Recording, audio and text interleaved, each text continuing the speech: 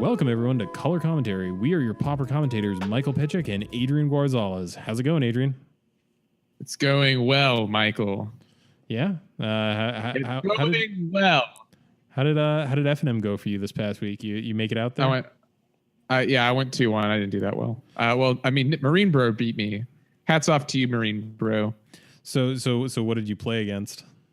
He was playing Rally Gone. He's been on it for a while and actually been doing really well with it. So, congrats. I mean, it's certainly from what I remember of Nick, it's very much up his alley. That's his sort of list. What were your other two matchups? I don't really remember. It's been a while. We're recording Thursday, so you know. Yeah, this was Friday of last week, so yeah, I just don't really. I don't really remember. I can't fault you. I do want to mention, speaking of Magic, that mono red is a deck in Standard again.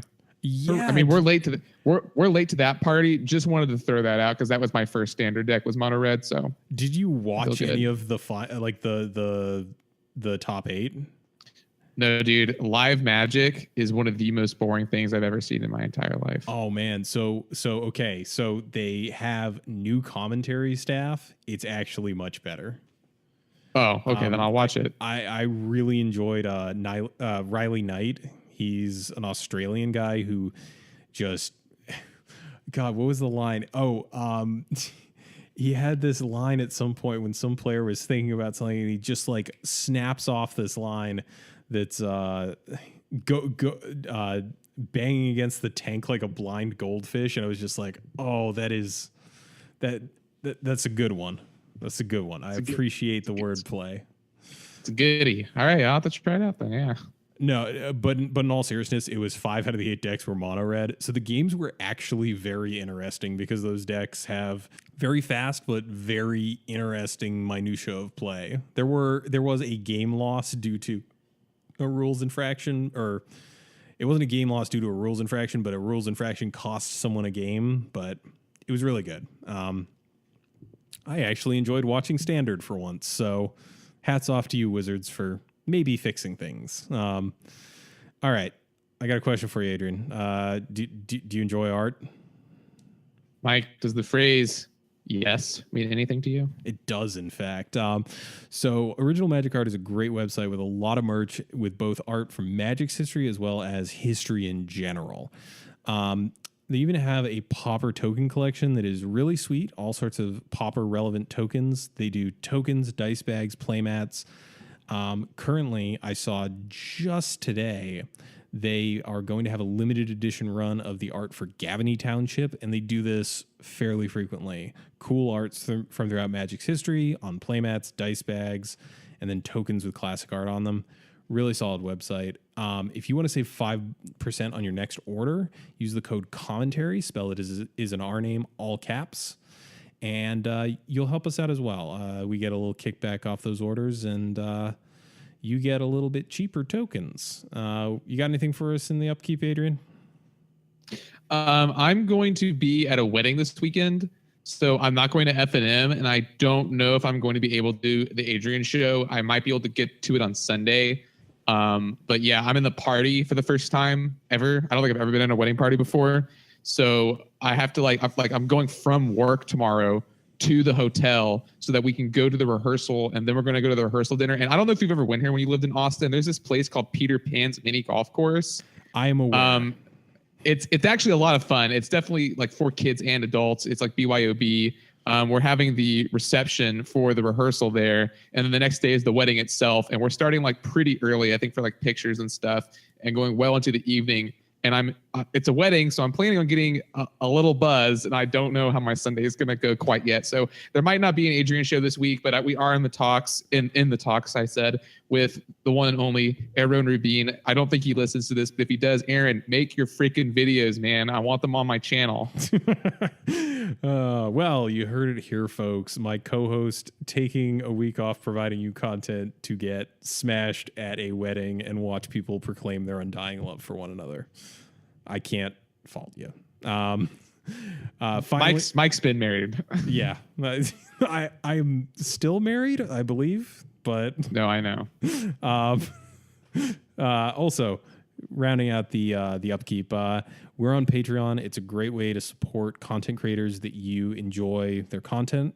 It allows you to donate in a episodic format. So every time an episode comes out, you can donate X amount of money to it. You can even set monthly limits so that you don't have to worry about spending more money than you plan to. We don't really do extra episodes here that often, so not really a thing you have to worry about. But last month was a 5-week month, so if you didn't want to get charged for stuff, you didn't.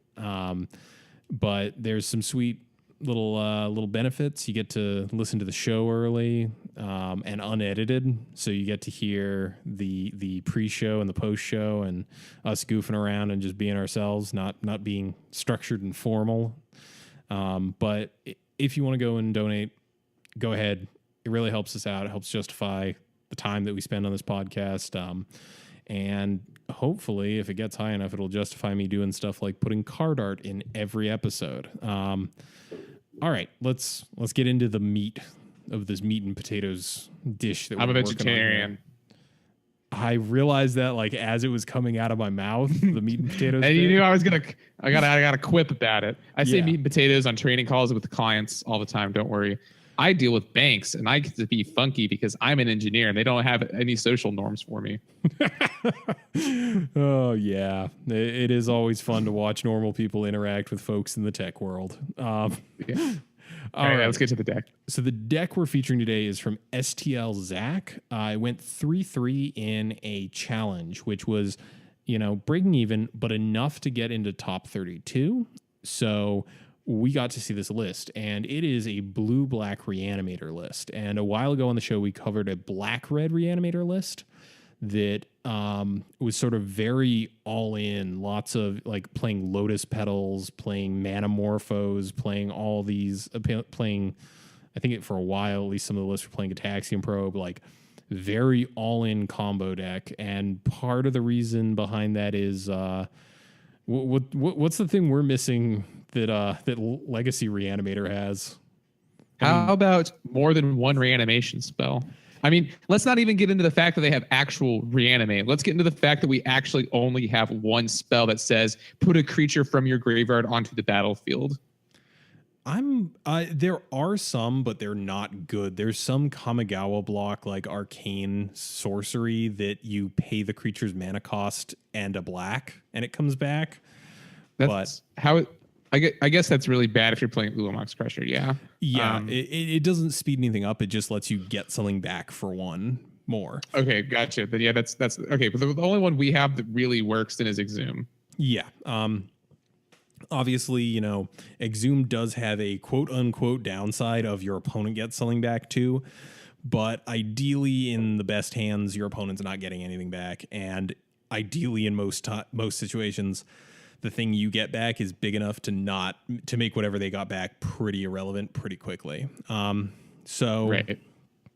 With the black red, you're kind of a little shields down. You're just kind of going, I'm going to pack as many Faithless Lootings, Cathartic Reunions, all that. Like I want to get a hasty Ulamog's Crusher ASAP and just start beating in with it. But this deck kind of has a slightly slower game plan, but gets to play some interesting cards as well. And we're going to lead it off with 4 copies of Augur of Bolus. Augur of Bolus, 1 in blue, 1/3. When it ETBs, you look at the top 3, and you pick out an instant or sorcery, reveal it, put it into your hand.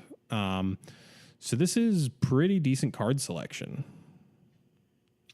Yeah, and I mean we're running lots of spells, although creatures do count as spells. I just want to throw that out there. Instants and sorceries. We're running 24, which you'll get to in a second. So we do have a pretty good chance to hit, and all of them are fairly strong. Yeah, all of them kind of lead into this one sort of focused game plan. But the Augur is the only early creature. One of the big other perks that we should talk about is it does work either as a road bump or sometimes just stonewalling something that your opponent's trying to swing in with. This is really great against any sort of deck that has a lot of X1s. Because if you hit on Augur of Bolus and trade for something, I feel like that's pretty optimal value out of that card. Yeah, I mean the card has really changed the format a lot. Yeah. A lot. When was the last time you saw Seagate Oracle in the list? You know, I mean, I'm sure it's out there. I don't know when the last time I saw one was, but being someone who occasionally jams Blue Black Alchemy online, oh my God, the difference between this and Seagate Oracle is night and day. And I know a lot of people are going to come with the, well, but what if you need to draw into land? It's like, those weren't the good Seagates anyway. Like, I'd much rather be able to go turn 2, play out something to block, and not get completely hosed by Burning Tree Emissary, for example. Now we're going to get into like the actual big stuff. So we got 4 copies of Gurmag Angler, 6 in a black with Delve for a 5/5. And this was in the black-red reanimator list as well. It's back. It was gone, and now it's back again. I think I've been seeing more Gurmag Anglers around lately. It's a great card. It's a 5/5, and it's incidentally, very cheap, but it's also incidentally one of the cards that dodges the most amount of removal in the format that is not actually hexproof. Yeah, it's got this interesting thing where Doomblade misses it. Obviously, Edicts can get it if it's the only thing you got left. But Victim of Night also won't hit it. Yeah, because it's a zombie, and you can't Galvanic Blast it, you can't bolt it, you can Journey it. Yeah. Capsize it or snap it, I guess. I was gonna say it is notoriously weak to any sort of tempo based bounce spells, but this is definitely plan B for the deck. You're already playing, as we'll get to it, you're playing a bunch of cards that fill up your graveyard really quickly. So Gurmag Angler's just good. Like a 5/5 body is something that almost always is going to 2-for-1 your opponent or just win you the game. Yeah. Next up, and this is an interesting one. This is a pickup from Hour of Devastation that I really like in this deck, and it's arguably one of the best reasons to go blue. This is Striped Riverwinder, so it's 6 and a blue for a 5/5. So same mana cost and stats as your Gurmag Angler, but you're losing Delve. In return, you're getting Cycling and Hexproof. And what are your feelings on this thing? Honestly, I didn't think it was real when I first saw it, but it's becoming more and more popular in the reanimate strategies. Another 5/5 is not bad. Hexproof. You can't really get rid of it that easily. It triggers the Dragon Teeth, which we'll discuss later. And it cycles. I think the cycling is really what makes it good. Being able to pitch it when you don't need it and then draw another card is so strong in a deck where sometimes you have to wait to figure out how you're going to get these cards into the graveyard. And when one of them just has it built in and then you get to draw on top of it, I think that really makes this card, extremely good in the reanimation style strategies. And also the art is gorgeous. Yeah. Actually, fun note on that art. I don't know if you've seen this thing blown up. It's actually really weird. It doesn't I know it looks very cartoonish almost, like it's very stylized, but it's actually just the fact that like the darks are just dark enough that when you shrink them down, it gets that kind of graphic style to it. But it's not really like that. It's kind of like that, but it's more subtle in a larger scale. I don't know. It's a kind of a neat little thing. So this is actually very tricky to remove. This is Edict or 2-for-1ing yourself on creatures. Or, maybe 1-for-1ing yourself on creatures and having to let something else get through. Not much else to say about Striped Riverwinder. And rounding it out, we got 4 copies of Ulamog's Crusher, the 8 mana 8/8 with must attack each turn and Annihilator 2. Getting one of these on turn 2 is pretty much game over. It's a good card. Yeah, I mean, it's an 8/8. It kills things. Yeah, more you gotta know. Yeah. The Annihilator trigger is really what cements this as the pick of choice. Legacy may have its Grizzlebrands and Ionas and Tidespout Tyrants, but this is pretty much top of the curve for Pauper. Actually, I think this may be the most expensive spell in Pauper.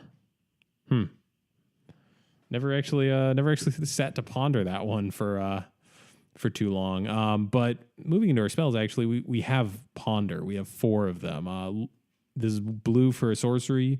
Look at the top 3 cards of your library, put them back in any order. You may shuffle your library, then draw a card. And would you like to explain why this deck might choose to play Ponder over, I don't know, say Preordain? Preordain? I don't know. Why? Well, I mean, A, it's, a good spell, but B, it, in a combo deck, you're kind of looking to draw into specific things. So being able to see 3 versus being able to see 2 and then get the third does help you kind of sculpt your hand a little bit better. It's not, perfect by any means, but it does definitely help. Next up on our list, we've got 4 copies of Careful Study. And Careful Study is the front half of Faithless Looting color shifted. It's blue for sorcery, draw 2, discard 2. How much worse is this than Faithless Looting? It's that's tough. It's a lot worse because you can't flash it back. I don't know what else to say. Yeah, the flashback on Faithless Looting is why it's so good. Yeah, and this is, I don't know. As we go through the rest of the spell suite in this, it'll become pretty apparent that there's stuff to supplement this. But yeah, the inability to flash it back once you hit 3 mana does hurt quite a bit. But you do have to play this one, right? I mean, you're in blue, so. Yeah. I mean, going into red just to get Faithless Looting would probably tank this deck. Yeah, it makes no sense. Next up, we have functionally 8 copies of a card, Mental Note and Thought Scour. These are each a blue for an instant. Mental Note puts the top 2 cards of your library into the graveyard, then you draw a card. And Thought Scour is target player, puts the top 2 cards of their library into their graveyard and draw a card. Staple of blue-black angler delver. Yeah, I think this is how you supplement the fact that you don't get to flash back your Careful Studies. Also, I'd like to point out, is there actually an argument to be made for the fact that Careful Study is less painful to flash back or less painful to exile to Gurmag Angler than Faithless Looting? I mean, sure, but wouldn't you rather have the extra utility even if you get to exile the card? I don't know. Yeah, that's fair. Then we've got 4 copies of Exhume, 1 in a black sorcery. Each player returns a creature from their graveyard to the battlefield. This is the only thing that makes this deck work. Pretty much as simple as that. It's just not an option. And 4 of them increases the likelihood that you hit one of these things. Also, sweet Carl Critchlow art. Yeah, what is it? Death is irrelevant. I can't remember the flavor text. Death, an outmoded concept. We sleep and we change. I was kind of right. I've actually never read that one. Huh. I've just always really appreciated the creepy Phyrexians pulling stuff out of the ground. And last in our spell suite, our instants and sorceries, we have the card with, is this the worst art from Hour of Devastation? Yeah, dude, it's Chase and Gideon playing rock, paper, scissors. It bothers me so deeply. Strategic planning, 1 in a blue. Look at the top 3 cards of your library. Put 1 of them into your hand and the rest into the graveyard. This is originally, if I remember correctly, yes, this is a Portal 3 Kingdoms. And it's been a common online for a while. And it's not expensive either. So people playing this card. Yeah, you could have been playing this ages ago. Also, oh my God, I just looked at the price of this thing in paper for the Portal 3 Kingdoms printing. This is a $12 card. Yeah, dude, it's P3K. That is absurd. Also, why on earth is the Hour of Devastation one? Oh, I'm looking at the foil. Never mind. I was going to say, why is it $1.30? But all right. So this is kind of, in the realm of, Thought Scour, except you get to pick which one you get. Yeah. I want to say on Moto that it's not that expensive, so people just been playing it. It's dirt cheap on Moto. Those Exhume's expensive, but the strategic plans are like 4 cents a pop. So this is similar in function to Mental Note and Thought Scour, but you do get to pick which card goes to your hand, and I do feel like that's important for this sort of strategy where, you know, you are really digging to try and get 4 specific cards out of your deck. I'm trying to think, is there anything else? I mean, I guess you could do Telling Time. That's a common, right? Yeah, but Telling Time and Peer Through Depths. Was Telling Time put it in your graveyard? Telling Time is look at the top 3. Actually, am I completely wrong here? Has this always been no, it's been a common. Look at the top 3. 1 to your hand, one to your hand, 1 to the top of your library, 1 to the bottom of your library. Oh, I thought it was. I thought it was strategic planning is. Yeah. Sorry, go ahead. I thought for some reason Telling Time was 1 to hand, 1 on top, 1 to the graveyard. Gotcha. Yeah, strategic planning is just better because it puts it in the graveyard. Yeah, no, that's totally fair. It feeds into the reanimator strategy a little bit more. Last in our non-lands, we've got 2 copies of Dragon's Breath. This is 1 in a red for an enchantment aura, enchant creature. Enchanted creature has haste, and it has pay red. Enchanted creature gets +1/+0 until end of turn. Looking ahead a little bit, there are no mountains. So the important thing here is whenever a creature with converted mana cost 6 or more enters the battlefield, you may return Dragon Breath from your graveyard to play, enchanting that creature. So this is, you know, the real like god hand here is Careful Study turn 1, pitch Dragon's Breath and Ulamog's Crusher, turn 2, play your second land and exhume. This sort of helps make sure that, you know, things get deader faster. Any thoughts on this one? It's really good with Exhume and big things in your graveyard. I mean, it enables the turn to kill with Ulamog's Crusher. Yeah. There is also the rest of this cycle. Do you remember the rest of this cycle? Yeah, blue gives flying and draws you a card. The green one gives trample. The white one is bad, and I think the white one gives black vigilance. One. I know it was getting run for a while in some of the jankier lists. Does the black one give like fear? I think so. I'm just pulling them up.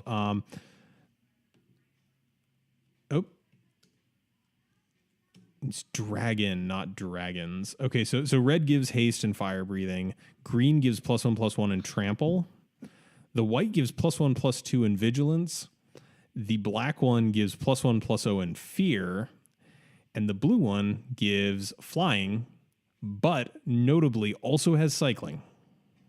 Oh, that's it. It is cycling. It doesn't just draw you the card. So I definitely remember in the early days of Pauper in Austin when I lived there, Ian, who would show up from time to time, once showed up with a blue-black reanimator deck that used the Dragon Wings in it because it was a really powerful thing just to be able to cycle it to kind of draw into the combo pieces. Well, it also just puts it in your graveyard.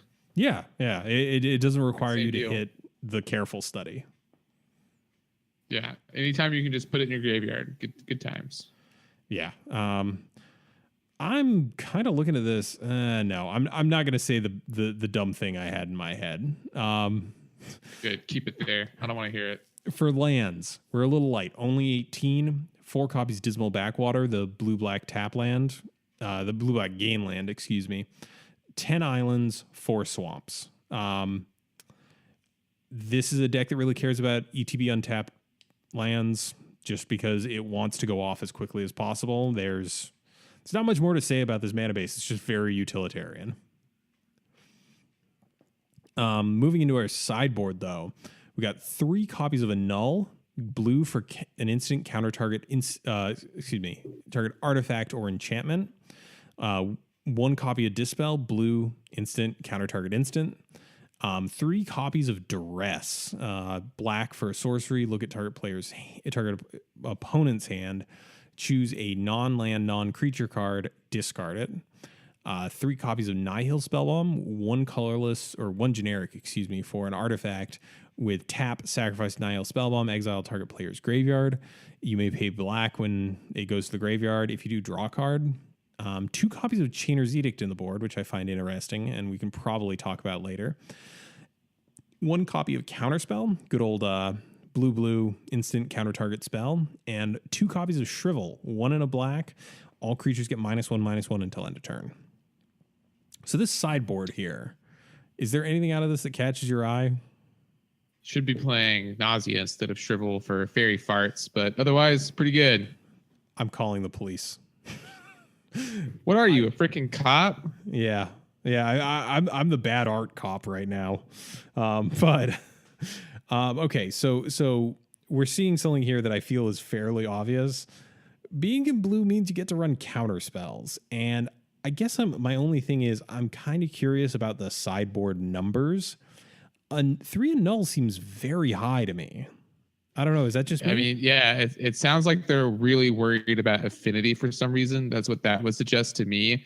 I don't know. I feel like I guess affinity might be a tough matchup because of racing them. But yeah, what noticeably missing is Hydroblast, which maybe is a budget consideration, but still something to talk about. I mean, think about the red decks though. Like, I guess it helps you fight counter wars when they bring in their Pyroblast, but like, is Burn really putting on a clock that's fast enough that it can deal with this? Or, I mean, this deck has slow hands. Like, you have to hope you find your 4 Exhumes. It's a 3-card combo deck. It's a 2-card combo deck, I guess. So I guess that's a lot better. But in order to use Dragon's Breath, that's 3 cards. So the deck probably takes some setup. I guess Augur helps, and so does Dismal Backwater. But I mean, you're doing a lot of nothing until the turn where you finally get to cast Exhume and get the creature on the field. You know what I mean? Yeah. I don't know. It strikes me as, I think this deck, if anyone, might be able to get away with not running the Hydras, but I see where you're coming from on that.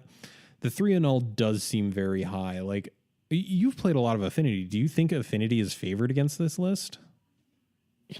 Absolutely. I think that Affinity would just run over it. If you go like, think about like an Affinity start, right? Turn 1 Land Drum, turn 2 whatever, Frogmite, Thoughtcast. Like, that's gonna be tough for this deck to beat. Okay, let me come back to you though. Does this deck ever want to leave 1 blue mana open on the first turn? Like, even if you have the Thought Scour, I don't know. So, I feel like you just want to be doing something on turn 1 and not just sitting there. I agree with that. I don't know if the null is correct. That might just be a matchup that's gonna be tough to win. I would, if I were the pilot of this deck and I brought out a nulls against Affinity, I would be looking to counter maybe Mirror Enforcer or Prophetic Prism. Yeah, that's fair. So then I'm looking further down. The Chainer's Edict's in the board. Possibly a concession to Boggles? Yeah, I think so. Oh man, I don't know. That just seems a little rough to me. The sideboard does seem a little. I would like Hydroblast in the board, I think. I would have liked Hydroblast. The 3 Nihil Spellbomb also strikes me as a little strange. I do like Duress a lot. Nihil Spellbomb, I can imagine, is for Exhume. So to help break the symmetry on that, perhaps. That's fair. I mean, it does. Yeah, I guess. Oh man, the mirror for this sort of like the reanimator decks has to be interesting. Not even the mirror. What if you exhume a Gurmag Angler and they exhume a Gurmag Angler? You haven't really done anything. Yeah, that's fair. Okay, so yeah, it does help break the symmetry against decks that can actually. What am I talking about? It's for the alchemy deck. If that thing accidentally mills itself into a angler, yeah, that's bad times. Okay, we got there, folks. The Singleton counterspell. I get the logic. I get not wanting to devote more sideboard slots to a 2-drop that interacts, but I don't know. Again, I think you're right. I think I just prefer like almost a playset worth of Hydroblast in this thing. Yeah, that being said, it is keeping the cost of the deck way down. So that is a good thing to talk about. Yeah. The deck is $30 online and it is $40 in paper.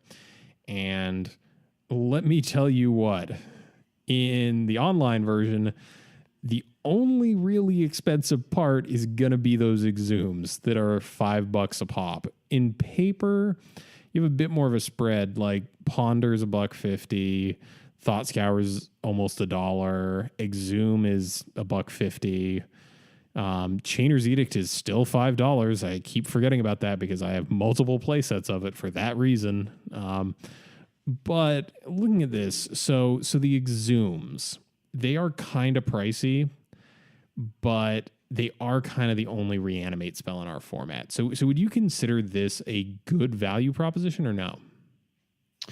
If you want to play reanimator in any way, shape, or form, yes, you have to buy exhumes. Like there's just no way around it. Thought Scour goes into other decks. Ponder goes into other decks. Middle Note goes into other decks. Careful Study kind of doesn't. Strategic Planning is whatever. Gurmag Angler goes into a bunch of stuff, as does Augur, Abolus. Really, it seems like most of the money is tied into, at least in this build, the Chainer's Edict and the exhumes. Exhumes, unless you really want to play Reanimator, like I said, Chainer's Edict, though, are still a staple of blue-black control style decks, or just black-based control decks in general. So I do think they're a solid investment.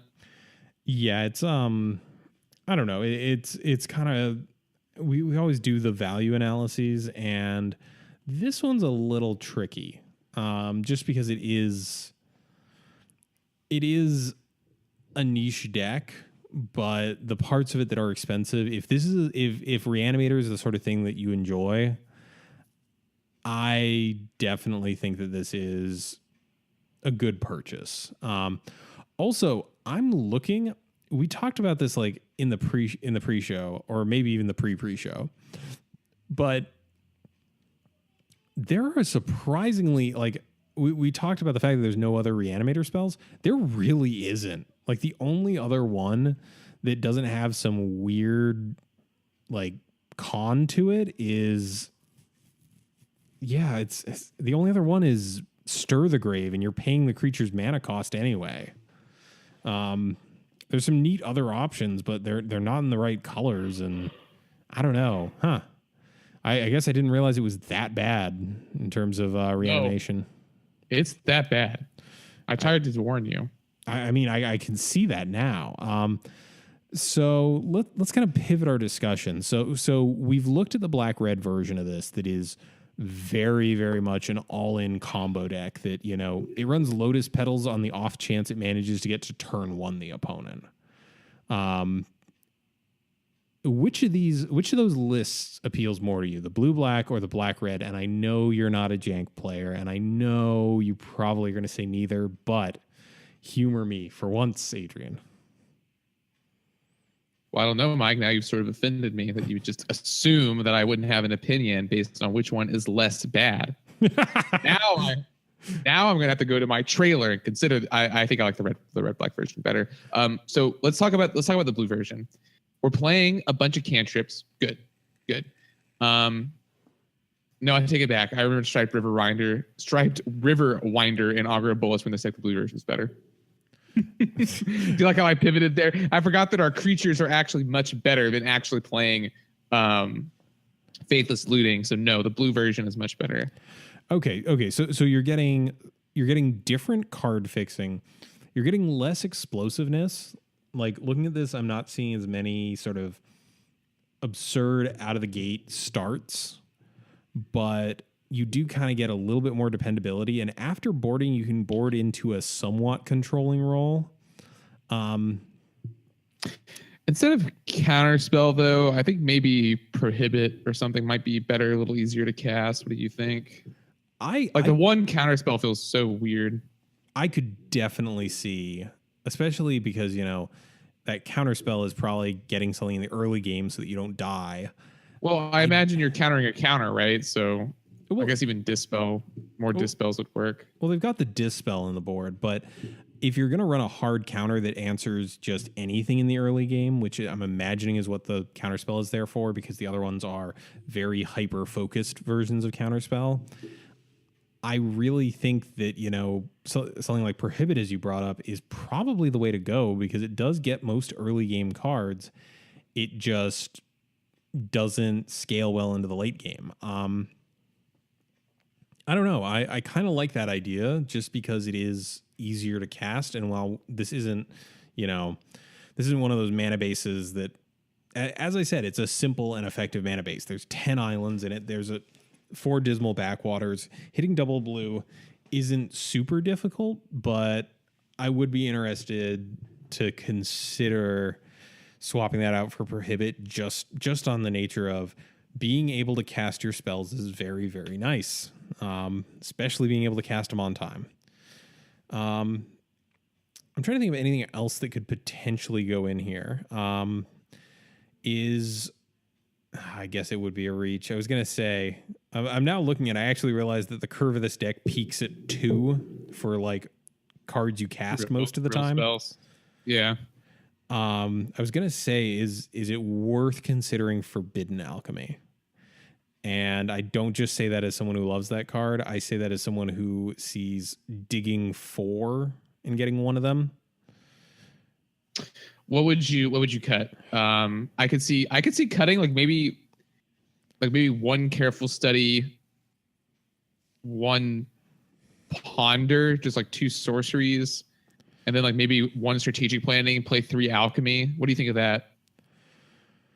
I could see that. I'd even take it as like a 2 of, just as a, I would very much like to have something relevant in my hand now. Because the dream is you Forbidden Alchemy. It's you draw 4, right? You look at the top 4. I mean, yeah, it's an impulse where everything goes to the graveyard. You see 4. You keep Exhume. You put Crusher, Breath, and whatever to your graveyard. Like that's pretty good. That's a pretty good setup for a turn 4. Haste Crusher. So I think it would make the deck more consistent. Definitely. Yeah, I can also at the same time, though, see that strategic planning is probably a more realistic thing to be casting on 18 lands. 18 is pretty slim. That's low. Yeah, it's pretty low. I don't know. I like this deck. At the same time, is Pauper a format where you can afford to play a combo deck with a backup plan, or are we because we've seen a lot of these sorts of decks, like the combo but not do pretty well, but sort of struggle to put up repeat performances sometimes. This deck has, I'm just looking casually on Goldfish here, and there's a couple of people who have done well in the challenges specifically. I'm even seeing that's a funky one. I'm not going to touch that. But the actual like reanimator decks, they've done well in the challenges. So I have to wonder if part of that is the fact that the challenges have been so unforgiving to quick decks like Stompy and sort of favor more of the blue-red Delver sort of decks. Do you have any takes on that? I mean, I don't really play in the challenges, but I know. But yeah, the information's out there, man. I guess so. I guess that's how it is. But I don't know. I'm torn. The gut instinct of me says go with the all-in combo deck and just hope you flip coins real well. But Monster, you're the problem with this format. Oh. Another part of me just says play a deck that has a real secondary plan in case your opponent turn 1 Relic of Progenitus. Now that being said, yeah. The argument against that is that you don't want to dilute your plan A with a plan B, or your plan B should somehow work into your plan A, which this deck does, right, with the Gurmag Angler. So yeah, that's definitely true. And the black-red version usually runs anglers as well. And it manages to get a little bit extra value off the fact that, when you're running functionally free spells and also Lotus Petals, you're filling up your bin pretty quickly. I do like that this deck's not playing Lotus Petal for what it's worth. Why do you like that? Because I think Lotus Petal is not a very good card in Pauper because it's, sure, maybe you can turbo out something, but I think the format rewards a little bit more consistency. It's not like Legacy where you have like forced backup for the turn that you pop the pedal. So if they just like counter whatever you're doing, it's not good. Okay, that's completely fair. Like I mean, in Legacy, you're doing that with stuff like Belcher, things that win turn one. Storm, where you care about casting free spells. Yeah, you care about casting free spells that net you mana specifically. I don't know. I guess the blue black is more appealing to me as a consistent, reliable deck. But sometimes, man, you just want to get in a go-kart and go 100 miles an hour. That's just part of life, right? Is it? Okay. So do you have any more thoughts on this blue black reanimator list? You should play it if you like Reanimator. Yeah, that's fair. Reanimator I think it's definitely one of the better versions. Yeah, and I would argue that, as far as combo decks go in this format, it's a pretty decent option, because what are our other options? We've got Rallygond, which, as we mentioned, is pretty good. Requires definitely piloting it well, but it's a good deck. What else do we have in the format, really? Like, Familiars is gone. Well, there's kind of a Familiars deck, right? Yeah, I guess there is. It shows up every now and then and looks very bizarre and makes my brain hurt. Speaking of that, there's also One Land Spy. Yeah, there's One Land Spy, which actually did do well in the last challenge. I don't care for the deck in the least. So I want to talk about weird decks that are showing up in the challenges, and I specifically want to talk about some of these weird things that have been showing up as of late. Oh yeah, this thing, the the not green Familiars. You mentioned it briefly. Have you seen this thing? I'm going to the pauper challenge now. I don't think I've actually checked the most recent results. This is the one Stompy was the winner of. I have not checked those results. I just put it in the Discord for you, buddy. So open that list up and tell me what we're looking at, because, oh man, I've got comments. I got opinions. I just sent you back a reaction in Discord, which I guess really is just worse Slack. Yeah, it really is. Except it's voice chat. Okay, so this deck that I'm looking at plays God Pharaoh's Faithful, multiple Familiars, Mnemonic Wall, Muldrifter, Compulsive Research. Please, what is this nonsense? It looks, I mean, if we're going to be, real, it looks like the old style Familiars deck, and it's trying to win with Karavik's Torch. And then God Pharaoh's Faithful, I guess every time you cast Ghostly Flicker and you get it back, you get to gain life, and then you gain life off the Karavik's Torch.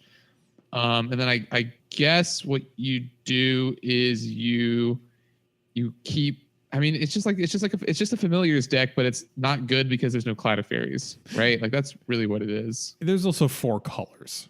That I don't want to let that one slip by, because it's not one of those things where it's like MTG Goldfish just goes. Last Rites is interesting. Nightscape Familiar, I get. God Pharaoh's Faithful is a little bit weird in this build. I mean, obviously it works, so there's multiple falls with it. By that I mean 2. Let's actually talk about God Pharaoh's Faithful for a bit. Is this card a real pauper card? And you know what I mean by that. It goes in 4 color decks, or 2 color decks, I guess, or 3 color decks. So I would say no. I think decks that require, what am I trying to say? Gold cards, and this is kind of a gold card. It's not a gold card, but it is a gold card. You know what I mean? Yeah. That's not to say 2 color or 3 color decks are necessarily bad. They're just a lot worse. And a card like this, a gold card that doesn't really do anything by itself, I think the power level is kind of low on.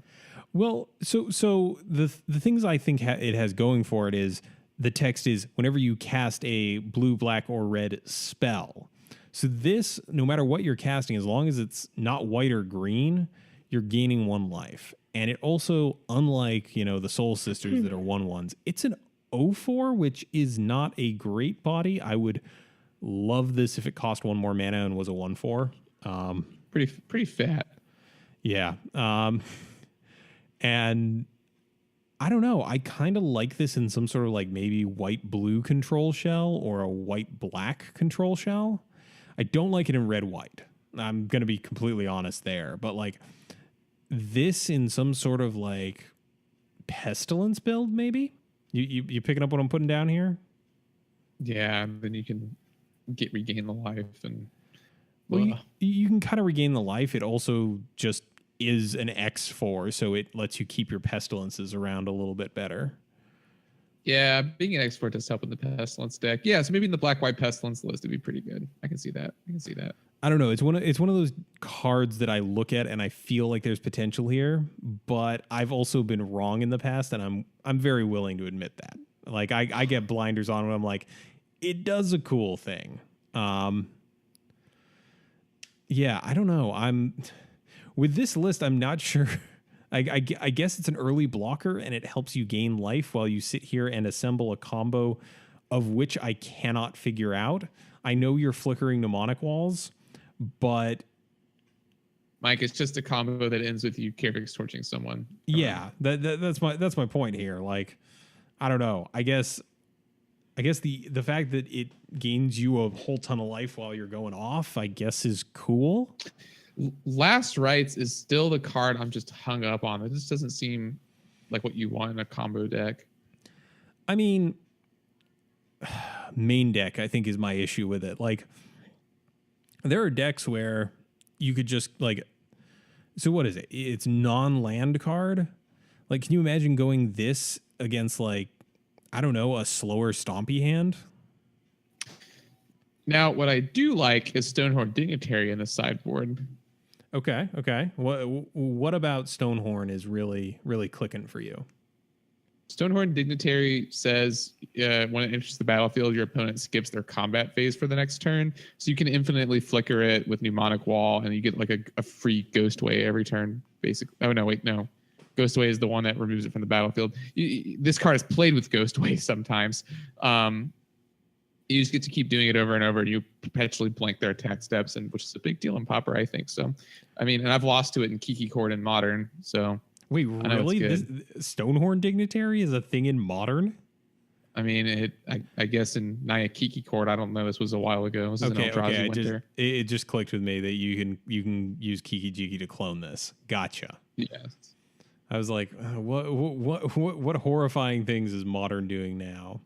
Okay, so my takeaway from this is this deck is interesting, but I am baffled as to how this thing has put up 3 results.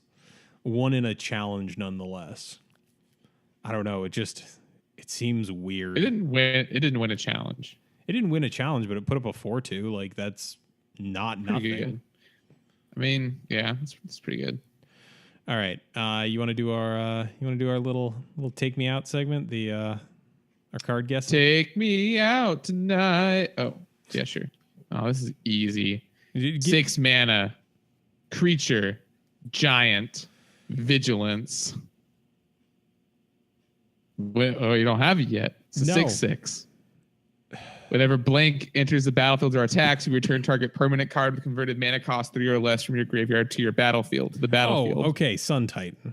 Okay, yeah. There we go. I always forget that the Titans are all giants as their creature type. This is a goofy one. 4 mana enchantment. Originally printed in Alpha, but was reprinted in Beta, Unlimited, Revised, and 4th, and it looks like Masters Edition 4.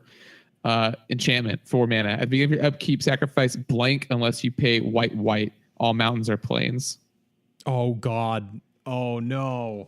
I know this one.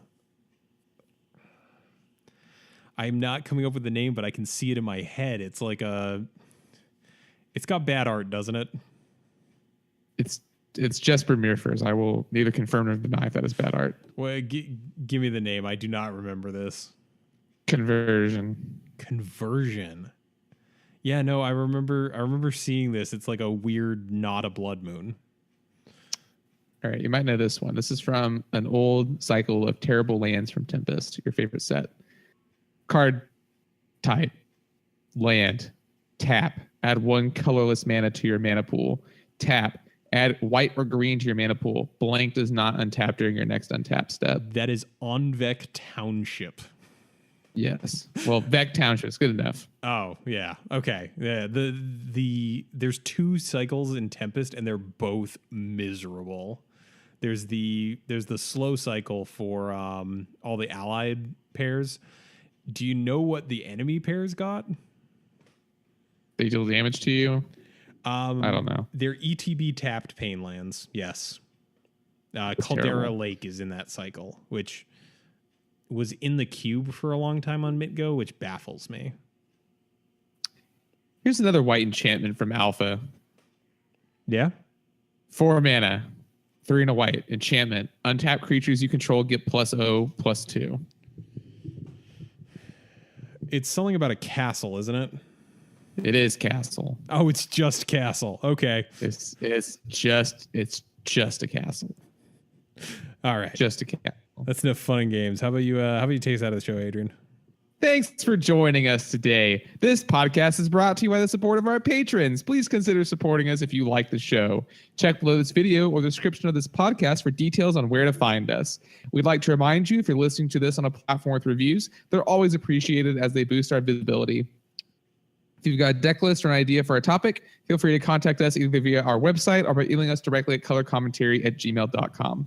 Special thanks to Pat's Games and L. And just as a side note, I would like to say that one of our friends from the Discord, the Maverick Girls, has been streaming a lot of Pauper recently. You can find her under the name Black Flame Ashura. Is that it? Yep, we'll link it in the show notes. Yeah.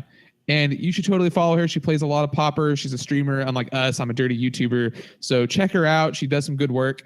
And yeah, this is Adrian and Mike, and we are signing off for Color Commentary.